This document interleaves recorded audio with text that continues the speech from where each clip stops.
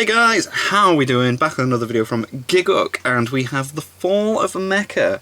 Interesting, because I do believe we reacted to a video which was called The Rise and Fall of Mecha at one point, but I have noticed recently there isn't many of these that are good out. There was one that I watched with my girlfriend. We watched the first episode. Was it Grand Bell or something? I can't remember what the hell it was called. But yeah, nothing really stands out like it used to, like, say, Gurren Lagann, Evangelion, Code Geass. They're all incredible. It's really, the genre's really gone downhill recently. So let's see what Giguk has to say.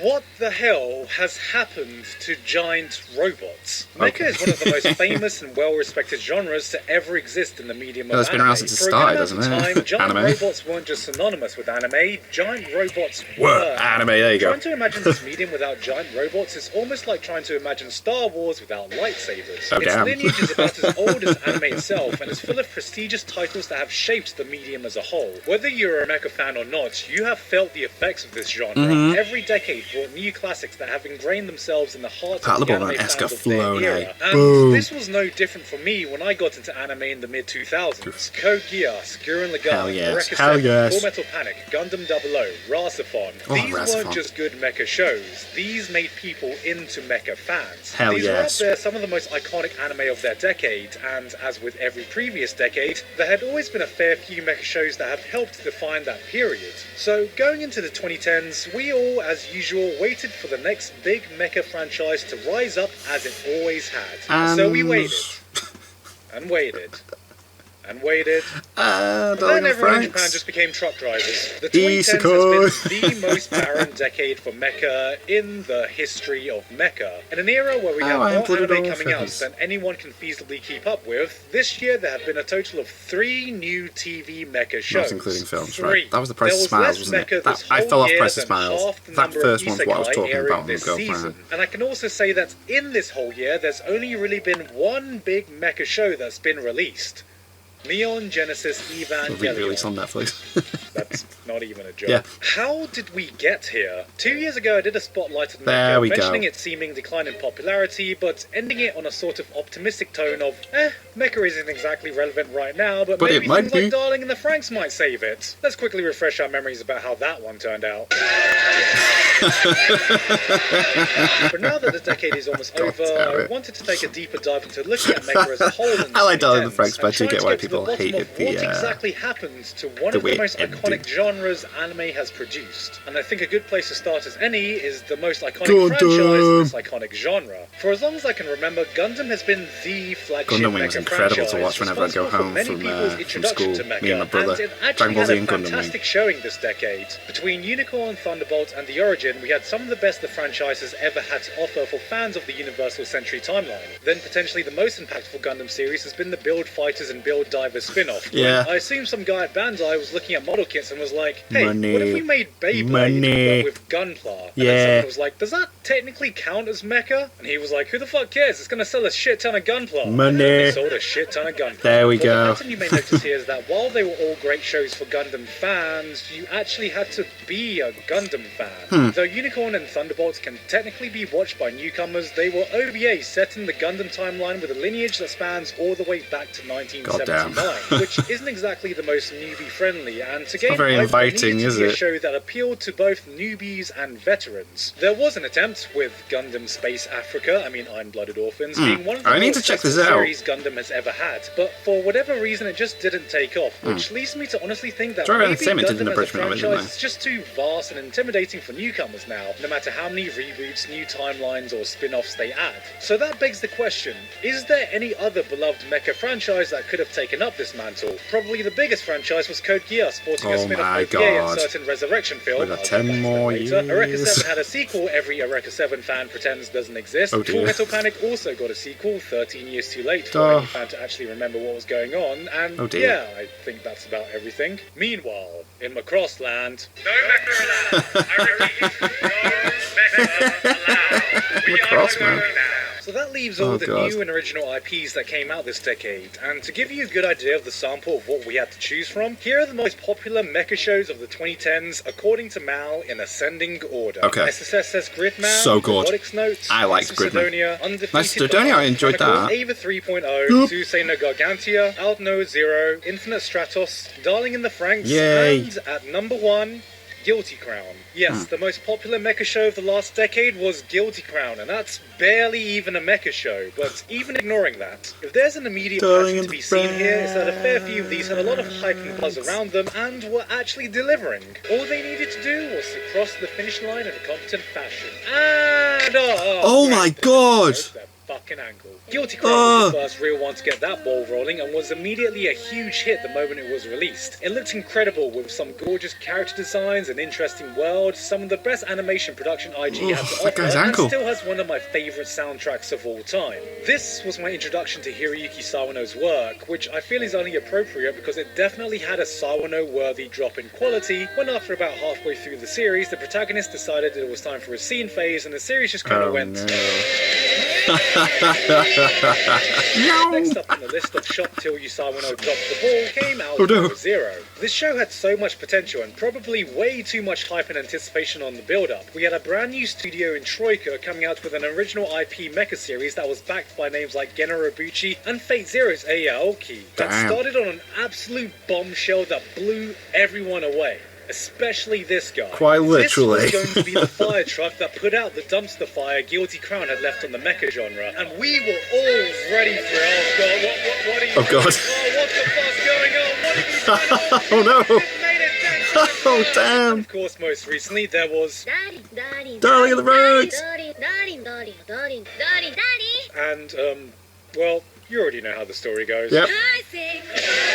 What all three had in common was this trend of setting up this really interesting world and premise in the first half. Yeah, then it never only to delivers at completely the shit end, bed does it? with batshit plot twists and absolutely awful character writing to derail the success of the series and hamper any possibility they had to be taken seriously. But here's the thing. Guilty Crown, Aldno Zero, and Darling in the Franxx are all kind of guilty pleasure shows for me, because looking back, I still ended up enjoying all of them, but not for the reasons I really wanted. There was a time I was genuinely invested in all three of these shows and had really high hopes they could turn into something great. And then, after I got over the initial anger and disappointment that every single one of them had taken a turn beyond saving, I just switched off my brain and enjoyed the experience of watching how big of a train wreck they could become and the resulting shitstorm they caused. And that kind of sums up my enjoyment of Mecha this decade. It hasn't been one of awe and amazement. It's the same kind of enjoyment you get from watching the trashiest reality TV show about people who every week finds new and original ways to fuck up their lives in a way you thought could never top the previous week. Something encapsulated by every new franchise Studio Sunrise tried to make. Being the mecha studio, the biggest original Sunrise mecha this decade was probably Valvrave the Liberator, which basically felt like Sunrise looked at Code Geass, thought, well, we just take all the ridiculous plot twists from Code Geass and make a show about that. And then they did, resulting in this glorious dumpster fire. You thought couldn't get more stupid or ridiculous with each passing episode until it just proved you wrong. Which I think is perfectly encapsulated by this one comment that says, I don't think we'll be seeing sex in an anime like this, and then literally one episode later, out of nowhere, a character just gets full-blown goblin slayed. Predictably, it did stir up some controversy, so a year or so later, Sunrise was like, you know what, we can fix this, I have a better idea. So they looked at Valvrave, thought, what if we just take this one rape scene from Valvrave and then make a show about that? And they did, and it was called Crossange. What?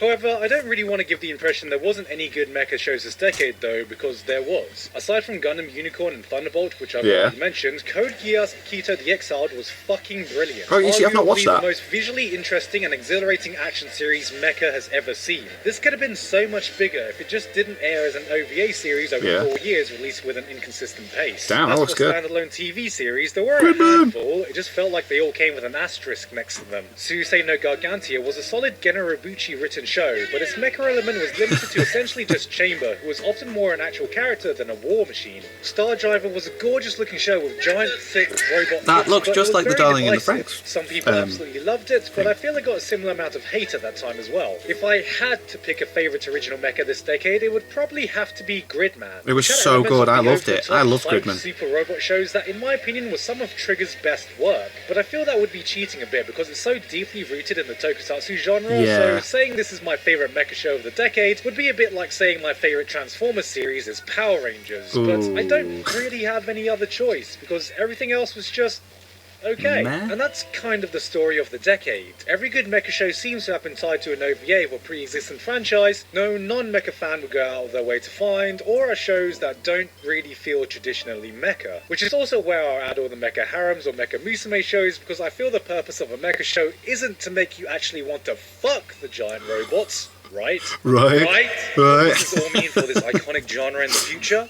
Well, to be short, I have no fucking clue. Oh, no. Looking forward, the only new big development I see is the literal resurrection of a 10-year-old franchise in Code Geass, with plans to continue it for another 10 more years. Woohoo! I've yet to see it, but I've I actually haven't heard a watched lot the of movie. positive things about the Lelouch of the Resurrection movie, Yeah. but even so, as much as I love Code Geass and the original cast, I'm not sure I want 10 more years of Code Geass. Yeah. Or at least, I don't think I want 10 more years of Lelouch. The only way I can really see this franchise working is if it goes down the Gundam route, where you have new stories that take place in the same universe further down the timeline with a completely new cast that can explore entirely new things. That would be cool. And maybe have the old cast appear here and there as cameos or supporting roles. I'd like that, because that'd be pretty if you're going to class. resurrect the old beloved cast to have them carry the franchise for the future, it plays into the exact same problem that has plagued this genre in this previous decade. You are just appealing to pre-existing Yeah, it's not fans inviting rather to than making new ones. new ones. There's Yeah, gonna there we be go. more Yeah, Gridman, you're more pushing Patlabor, people. more Knights of Sidonia, but that doesn't Bring in really more. mean much. I'm sure Mecha, especially Gundam, has still had a super profitable decade in selling drones and drones of model kits, but that was never really the problem here.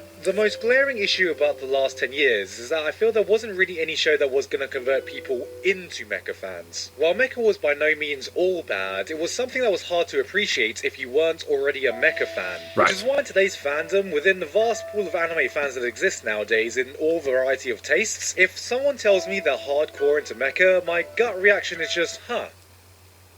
Okay, boomer. Because as a Mecha fan, all you can really do right now is look to the past. Yes. Mecha might be a genre with a huge history, one so rich that most Mecha fans will always have something great from the past they can pick up, even if there's nothing to look ahead to. But without those shows in the future to capture new fans, all we'll be doing is looking back. Constantly looking While it might back be at what easy we to say had. that every hype show just didn't deliver, or Gundam just doesn't have the same pull it used to, or CG ruined Mecha, I'm afraid that it might just be the simple case that traditional Mecha stories just aren't as appealing in this day and age. But that doesn't mean it needs to be. I feel Something like this to come genre is round. waiting for something like that Breath of the Wild moment. That one show to reinvent it into something more relevant and really change the perception of how Mecha can be viewed for modern audiences. Yeah. Something it had always been able to achieve before. I normally show these videos on a hopeful note, but at this current point, there isn't much I can grasp onto when looking towards the future. I'm not even that big of a Mecha fan, and yet even I feel there's been a glaring hole that's been missing in modern anime.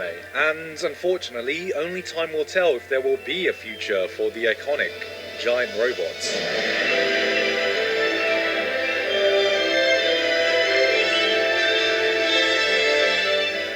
Interesting. Yeah, like there isn't. It does seem very catered to people who have seen stuff before, the Gundam franchise and all that. It's not very inviting to newcomers. Price of Smiles, I remember trying to watch that and I was like, oh, it's not, the story's not great. And that, was it Granbelm? Wasn't, you know, we need something, like you said, need something to come around, bring in new people for it, for the Mecha franchise to continue. But, you know, like you said, Gundam probably still makes so much freaking money. And that's fine.